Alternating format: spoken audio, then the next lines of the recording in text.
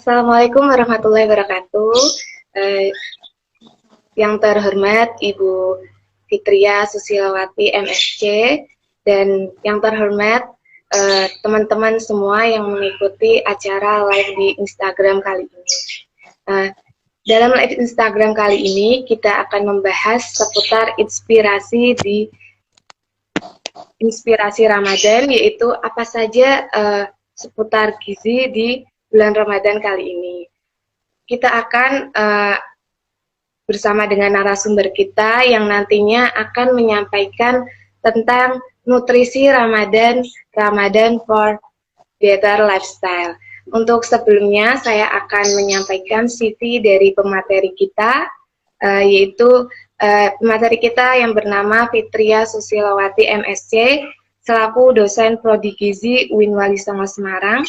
Tempat tanggal lahir di Yogyakarta 19 April, alamat di Jalan Taman Karonsih Raya nomor 91, Perum Karonsih Utara, Semarang Barat, dan untuk nomor HP-nya 081 904 031 398, email fitria@susilawati@walisongo.ac.id.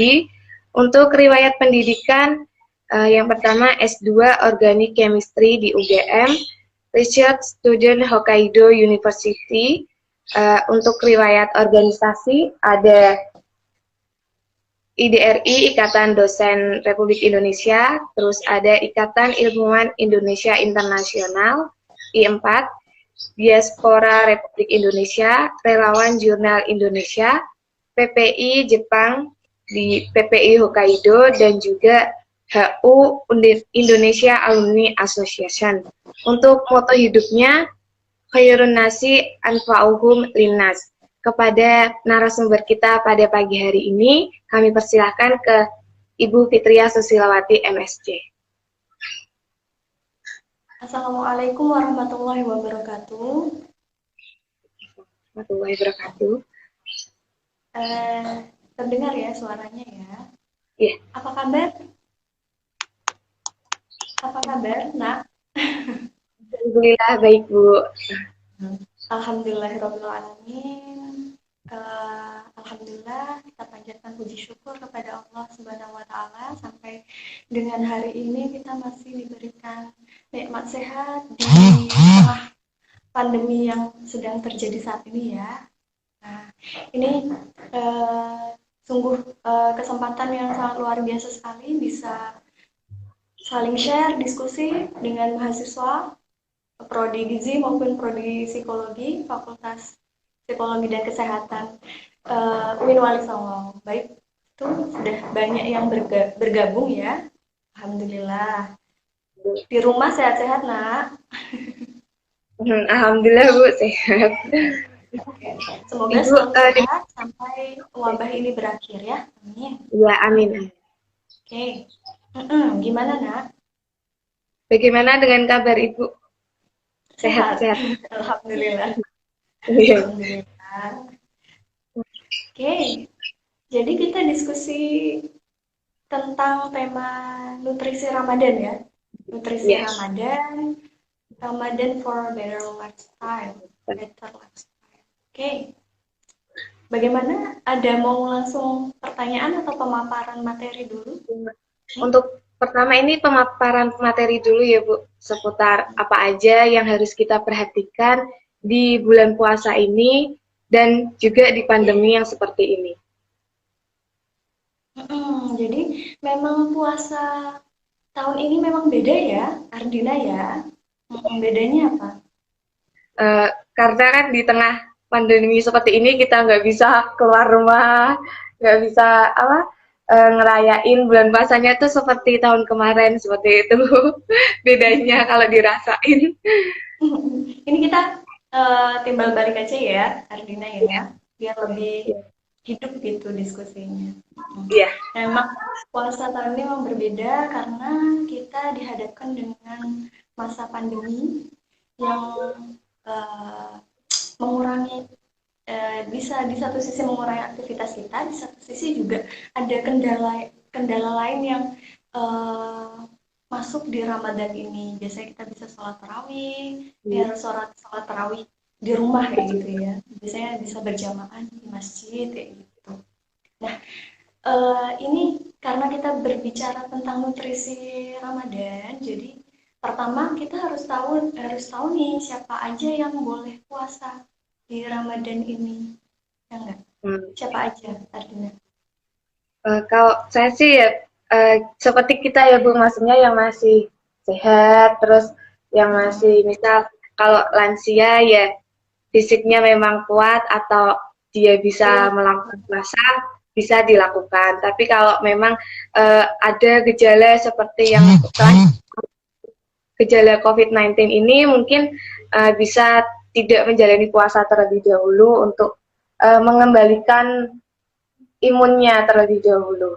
Betul. Jadi karena kita sekarang dihadapkan dengan masa pandemi, jadi misal ada apa namanya, ada klasifikasi kan, ODP, PDP, ya.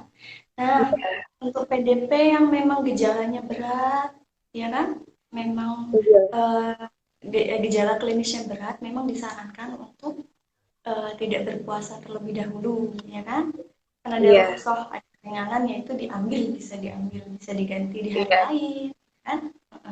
diganti. Jadi memang syaratnya berpuasa itu memang yang pertama harus sehat dulu kan, sehat, merasa sehat, nah itu puasa. Untuk PDP pasien dalam pengawasan dengan gejala klinis yang berat itu Iya, disarankan memang untuk berpuasa di lain waktu seperti itu, diganti ya, ambil iya. rukhsahnya seperti itu. Lalu berbicara tentang puasa, sebenarnya apa yang terjadi di dalam tubuh kita saat kita berpuasa itu? Iya. Bertanya-tanya Kalau nggak, Arvinda? iya Bu, Bertanya-tanya. biasanya kan eh, kenapa sih kok puasa? Terus kalau di seperti ini tuh puasa apakah bisa meningkatkan imun kita? Padahal kita butuh imun untuk apa? Menghindari Hmm, adanya penyakit ini gitu. iya. Bertanya-tanya. Apalagi kita ada momok pandemi ya. Ini gimana Iya. puasa? Gimana dengan imunnya kayak Manfaat gitu ya. manfaatnya itu seperti apa gitu Bu? Kalau puasa Nah, ini? heeh. Sebenarnya puasa itu jika dilakukan dengan benar itu banyak sekali manfaatnya ya, banyak sekali Iya. manfaatnya. Yang pertama itu dia bisa apa namanya adalah proses detoksifikasi. Kenapa proses Iya. detoksifikasi? Karena saat kita berpuasa hampir bukan hampir ya, tapi organ-organ di dalam tubuh kita itu istirahat, kerjanya Iya. lebih ringan. Nah, Lebih usus ringan. kita itu bersih, ya nggak? Iya, iya. Nah, proses Hmm. detoksifikasi itu jadi lebih sempurna. Pada hari normal, tidak berpuasa, itu sebenarnya ada proses detoksifikasi juga melalui keringat, ya nggak? Urin, ya Hmm. kan? Tapi saat Iya. berpuasa, itu semua proses detoksifikasi itu akan berjalan lebih sempurna. Tuh, yang pertama detoksifikasi ya, mengeluarkan racun, terutama Racun. yang di dalam lemak-lemak tubuh kita, ya. Hmm. Iya. Kemudian yang kedua itu dengan kita berpuasa itu dari hasil penelitian itu akan puasa itu memperbaiki profil lipid, jadi Hmm. menurunkan kolesterol trigliserida, menurunkan kadar LDL. Apa itu LDL, Ardina? Like like density lipoprotein. Low. Low, oh ya. Ya, lipoprotein betul. Ya, dengan itu kadarnya turun, kolesterol trigliserida turun, LDL turun, itu kemungkinan atau probabilitas seseorang itu terkena penyakit jantung itu juga akan turun, ya kan? Iya. Kemudian yang ketiga yang Ardina bilang tadi, imunitas. Iya. Kebanyakan orang berpikir dengan berpuasa itu malah akan menurunkan imun tubuh. Ternyata tidak. Ternyata tidak. Ini hasil penelitian ini. Saya ada Hmm. jurnalnya. Nanti kalau misalnya memang butuh sumber tertulis, nanti boleh japri saya kayak gitu ya. Ada Oh, iya. jurnalnya. Jadi, menurut penelitian ini, dengan ketika seseorang itu melakukan puasa Ramadan 30 hari dengan benar, dengan asupan nutrisi yang benar, dengan lifestyle yang benar, itu kadar sitokin proinflamasi dalam tubuhnya itu berkurang. Apa itu sitokin proinflamasi? Itu adalah senyawa-senyawa yang dihasilkan ketika tubuh itu mengalami peradangan. Ketika itu berkurang, otomatis sistem imun kita itu uh, bisa meningkat, bisa bekerja lebih optimal, ya kan? Jadi kalau misalnya diibaratkan, kalau kartun-kartun kayak gitu, imun kan prajurit, prajurit imun kayak gitu. Nah, si proinflamasi ini itu seperti asap. Kalau kebakaran dia itu asapnya. Nah, ketika asapnya ini ketika banyak asap, prajurit imun ini tidak bisa bekerja dengan optimal. Tapi ketika asapnya ini banyak, badai sitokin ya namanya. Badai sitokin ada penyakit-penyakit yang kronis kayak gitu, ada badai sitokin di dalam tubuhnya, itu akan mengganggu kerja sistem imun. Nah, dengan berpuasa ini kadar sitokin proinflamasi dalam tubuh seseorang itu menurun seperti itu. Jadi nggak usah khawatir puasa saya kok malah jadi nanti malah jadi sakit, tidak. Lakukan dengan benar, itu akan malah meningkatkan sistem imun kita. Seperti itu. Iya. Oh, iya. Terus kalau kerja di metabolisme tubuhnya itu bagaimana, Bu? Maksudnya kayak nutrisi yang kita asup, terus bagaimana proses di metabolisme tubuhnya itu gimana? Jadi tadi kita sudah tahu banyak manfaat dari berpuasa ya. Ya. Jadi nggak usah khawatir lagi. Nah, sebenarnya apa yang terjadi di dalam tubuh seseorang ketika dia berpuasa, itu kita kembali ke ini dulu. Puasa itu kan menahan diri dari segala sesuatu yang membatal atau dari hal-hal yang membatalkan puasa. Dari terbitnya matahari sampai tenggelamnya matahari, ya kan? Nah, hal-hal yang membatalkan ini kita fokus ke tidak makan dan tidak minum ya. Makanan dan minuman ya gitu. Nah, saat kita menahan itu kurang lebih 10 sampai 12 jam, mungkin ada yang lebih, ada yang sampai 16 jam tergantung tempatnya ya. Apa yang terjadi di dalam tubuh kita? Nah, 1 sampai 4 jam pertama itu terjadi proses anabolisme. Jadi metabolisme kan ada 2, anabolisme dan katabolisme. Iya, anabolisme dan katabolisme. Anabolik itu berarti dia membentuk, menyerap ya kan. Nah, 1 sampai 4 jam pertama setelah kita sahur ya, itu tubuh kita menyerap zat-zat gizi ya yang kita asup. Terutama glukosa, kan lagi kadarnya banyak-banyaknya nih. Habis sahur ya, makan. Nah, 1 sampai 4 jam itu pembentukan, menyerap. Tubuh menyerap. Setelah 4 jam apa yang terjadi?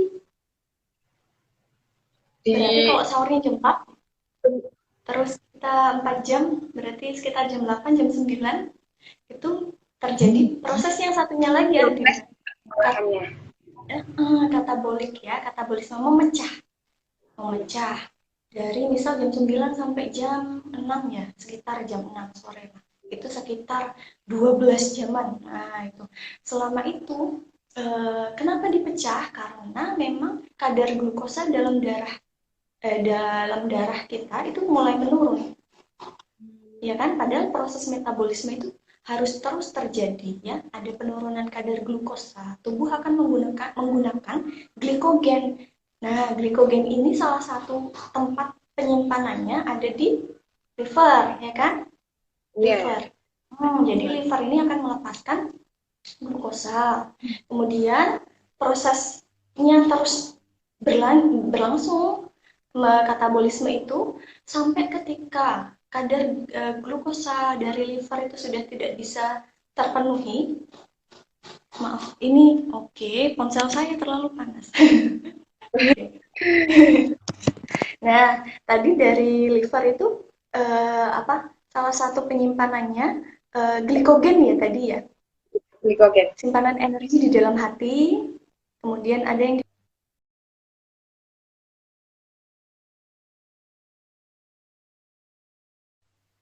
Jadi teman-teman ini karena pemateri kita masih ada kendala, mungkin ini kita pending dulu aja ya teman-teman. Jadi nanti kita akan siaran lagi setelah ada informasi. Nanti bakal aku kasih tahu ke teman-teman. Terima kasih. Kita tutup dulu ya. Assalamualaikum warahmatullahi wabarakatuh.